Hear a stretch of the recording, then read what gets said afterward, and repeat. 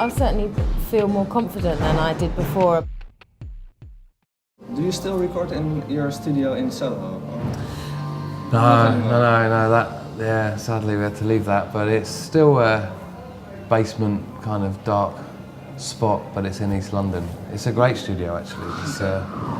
Does a studio has to be dark for the right atmosphere, or? I don't know. They usually are. Yeah, I think it's good because there's no distractions. You know, you're in there and you're just creating your other world kind of thing, and that's the only thing you're doing with all the doors shut and no air and sort of stink. Yeah. And when you're in the studio, are you with all 6 or all 5 of you, or maybe? Rarely all of us together, but everybody comes in, and you know, it was mainly us two together for quite a lot of the time, or me and Phil and producing it and stuff like that.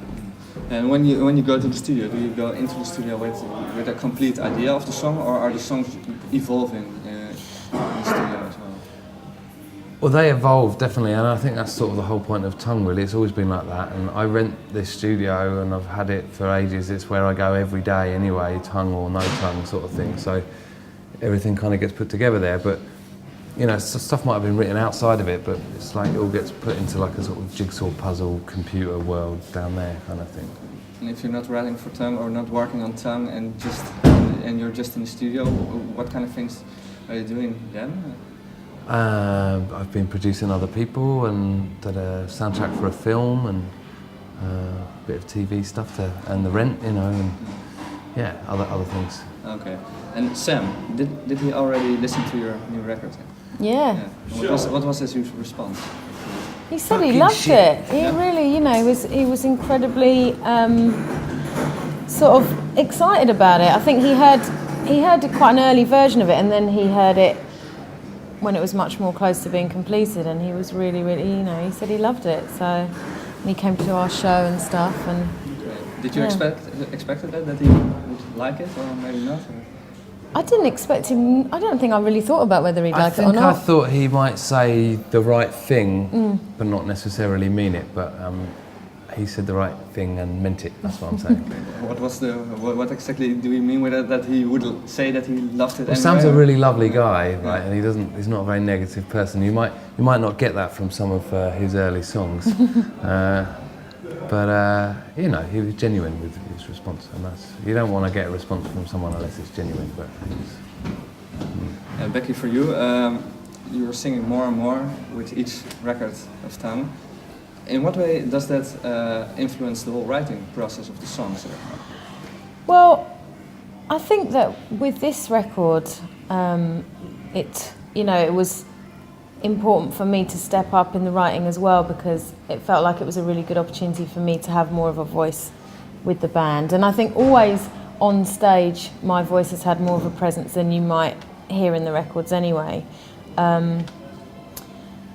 So yeah, I mean, I guess I just sort of came to Mike with some ideas and, you know, wrote some lyrics with someone else as well, and just kind of like, I think that eventually we came to a point where I feel so happy with the way that my voice sounds on this record, and we worked a lot together, and I think that our voices worked really well together, and recorded everything and then went back and recorded stuff again and had a really great time doing it. Okay. And with writing lyrics, what side of yourself did you discover? Did I discover? Yeah, maybe you discovered something about yourself that you didn't know before you started writing. I think those I lyrics? felt like I certainly feel more confident than I did before about the fact that I can write and can contribute in that way. I think that was it. I don't think I unearthed anything particularly lesbian fantasies. Yeah, apart from them. Yeah, Mike, what do you think of her lyrics? Are you happy with them, or? Yeah, I mean, I think they're great. I mean, I think that there's a lot of lyrics that were written where you would write something and Ben would help out, and I'd write something. There's another guy called Ben that's been helping, and he'd help out and just twist a few things. But I think they're in the here and now, you know, and they sort of take you on a journey and in the spirit of an adventure and twists and turns. You know, Your These Winds tunes is one of the best lyrically on there, you know, that Ashley, you and Ben sort of collaborated on, and I don't know. It's hard for our band because Sam's a bit of a genius lyricist in my mind, and so it's a very, very high benchmark, and I didn't want to.